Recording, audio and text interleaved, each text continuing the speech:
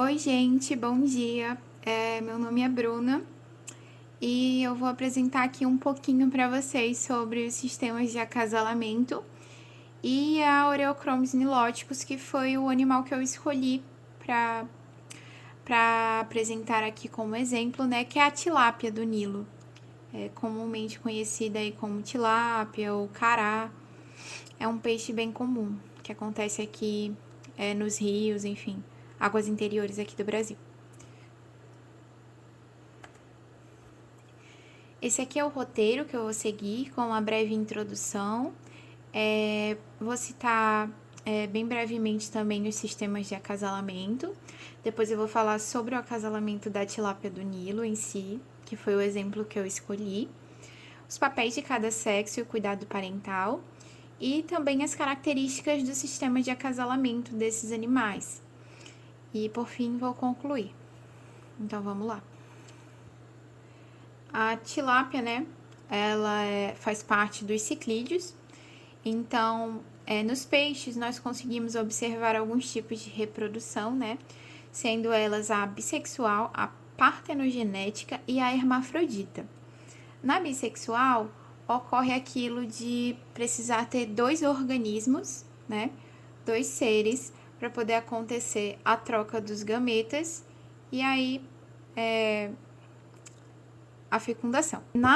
No tipo de reprodução partenogenética, ao desenvolvimento dos gametas, porém sem a necessidade desse encontro entre organismos. Então, o organismo pode produzir sozinho os seus gametas e dar origem a novos seres.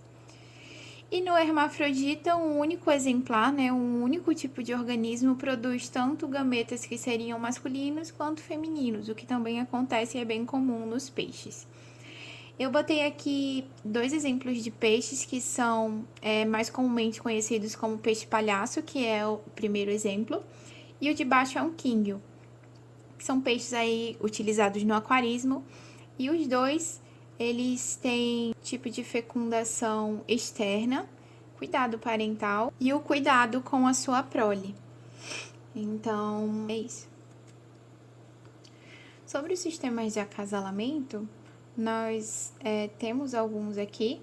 Tem a monogamia, né, que é aquele que se estabelece entre dois indivíduos e eles podem permanecer unidos durante o período reprodutivo ou até o fim da vida. Já a poligamia, ela representa a presença de dois ou mais indivíduos realizando a interação com um outro. Então, já difere da monogamia porque existem mais organismos se relacionando. E aí, dentro da poligamia, existe a poligenia com defesa de recurso, onde o macho monopoliza um recurso essencial para a reprodução, né? Pode ser um local, um ninho, que seja.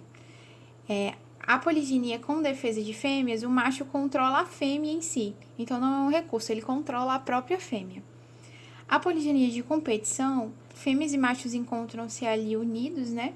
Na verdade, as fêmeas não têm muito critério de seleção. Então, elas vão dar uma observada, comparar no máximo entre 3 ou 2 organismos e escolher o visualmente mais agradável, mais bonito, enfim, o mais robusto, que realmente pareça o mais saudável. Não são muito criteriosas, já que tem muitos machos e elas estão ali junto com os machos naquela muvuca, né, realmente na intenção de reproduzir. Já nos leques, o recurso disponível para as fêmeas é o próprio macho, e as fêmeas vão para determinado local para encontrar com os machos e reproduzir. Não tem nada nesse local, nada de interessante ou algum outro tipo de recurso, o recurso é o próprio macho mesmo. As fêmeas são altamente seletivas nesse tipo de reprodução aqui, e ele pode se dividir entre hotshot, que é aquela questão do macho mais atraente, de melhor qualidade, onde as fêmeas acabam se juntando ali na área daquele macho. O hotspot, que quer dizer pontos quentes, onde as fêmeas se unem e os machos aproveitam ali a muvuca e a oportunidade para poder fazer o seu território e tal. E também a preferência das fêmeas. Também temos a competição espermática, por competição que ocorre pelo próprio esperma, entre o próprio esperma, e o esperma compete para fertilizar gametas femininos. A poliginia de competição embaralhada, onde não há defesa de nenhum tipo de recurso ou de fêmeas, apenas muitos machos que acabam forçando as fêmeas a copular. E a poliandria com defesa de recurso, onde as fêmeas monopolizam o recurso essencial, ao contrário da poligenia de defesa, né? Feita pelos machos. E é isso, sobre os sistemas de acasalamento, dando aquele geral mesmo, é basicamente isso. Partindo já para o exemplo que eu escolhi a tilápia do Nilo, que é o Oreochromos niloticus. É um peixe bem comum, bastante produzido aí na aquicultura. Então, eu escolhi ela para falar um pouquinho aqui. E o que acontece? Nas tilápias, o macho ele estabelece um território e ele defende agressivamente esse território. Eles fazem uns ninhos no substrato, né?